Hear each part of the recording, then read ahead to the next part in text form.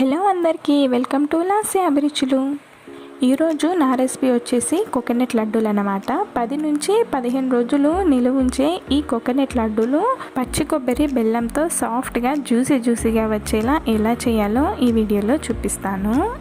ఇంట్లో పచ్చి కొబ్బరి మిగిలిపోతే ఇలా ట్రై చేయండి. చాలా సాఫ్ట్గా చాలా జ్యూసీగా ఉంటాయి. చిన్నపిల్లలు తినడానికి కూడా చాలా బాగా ఇష్టపడతారు. ఇప్పుడు తయారీ విధానాన్ని చూద్దాము. ఈ లడ్డూల కోసం ముందుగా నేను ఇలా పచ్చి కొబ్బరిని తీసుకున్నాను. నేనైతే 2 కొబ్బరికాయలను తీసుకున్నాను. ఇవన్నీ ఇలా చిన్న ముక్కలుగా కట్ చేసుకొని మిక్సీ గ్రైండర్లో వేసుకొని మిక్సీ పట్టుకోవాలి. మిక్సీ జార్లో అన్నీ ఒకేసారి వేసి మిక్సీ పట్టుకోకుండా కొద్దిగా వేస్తూ మిక్సీ పట్టుకోవాలి. మరి సాఫ్ట్గా పట్టుకోకూడదు, కాస్త పొడిగా వచ్చేటట్టు మిక్సీ పట్టుకోవాలి. ఇలా పొడిగా వచ్చేటట్టు మిక్సీ పట్టుకున్నామంటే మన లడ్డూలు అనేటివి చాలా పర్ఫెక్ట్గా కుదురుతాయి. ఇప్పుడు మనం మిక్సీ పట్టుకున్న ఈ కొబ్బరి పొడిని ఏదైనా కప్పుతో లేదా గిన్నెతో కొలిచి తీసుకుందాము. నాకైతే 2 కప్పుల వరకు ఈ కొబ్బరి పొడి వచ్చింది. దీనికి బెల్లం ఎంత తీసుకోవాలో చెప్తాను. ఇలా 2 కప్పుల కొబ్బరి పొడికి 1 కప్పు తురుముకున్న బెల్లం తీసుకోవాలి. ఈ కొలత అనేది సరిగ్గా సరిపోతుంది. ఇప్పుడు ఏదైనా మందపాటి ఒక కడాయి లేదా గిన్నెని తీసుకొని అందులో మనం తురుముకున్న బెల్లం వేసుకొని 1/2 కప్పు నీళ్ళని వేసుకోవాలి. 1 కప్పు బెల్లానికి 1/2 కప్పు నీళ్ళు అనేవి కరెక్ట్గా సరిపోతాయి.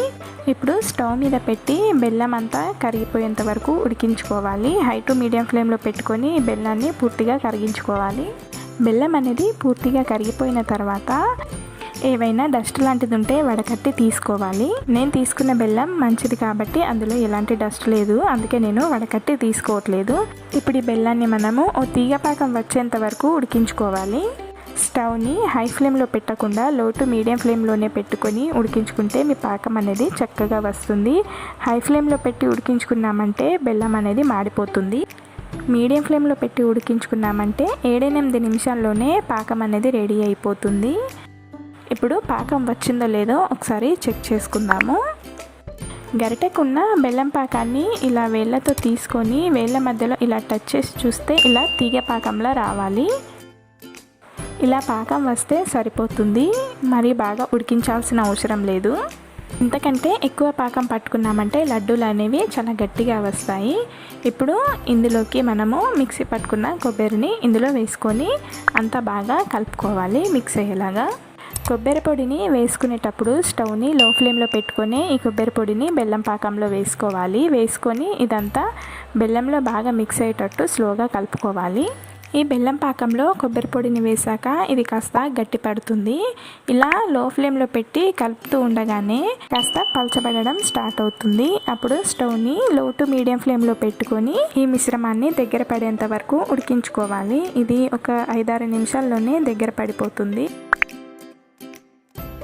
ఈ కొబ్బరి పొడి అంతా దగ్గర పడడానికి నాకైతే 7 నుండి 8 నిమిషాల వరకు టైం పట్టింది.